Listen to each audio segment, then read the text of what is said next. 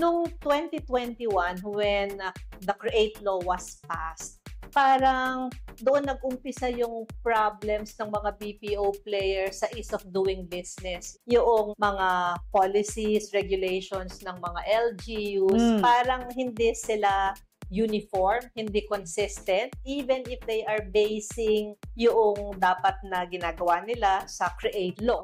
Isang company, for example, that has sites in different parts of the country will deal with LGUs na magkakaiba yung hinihingi for the same requirement. And because of that, doon natin parang naging clamor yung amendment of CREATE. So ngayon, meron ng CREATE More na pass ito noong November 2024. Ang industry is really very hopeful na mag-improve yung ease of doing business. Ang challenge ngayon, and that is what IBPAP would like to be able to help them, is na ma-implement ng tama yung CREATE More, kasi that will help create the jobs na magbe-benefit naman din yung mga LGU. Absolutely. Kapag na nagtayo ang mas maraming BPO, mas maraming trabaho, at mas uunlad yung mga cities and towns that have more BPO companies locating there.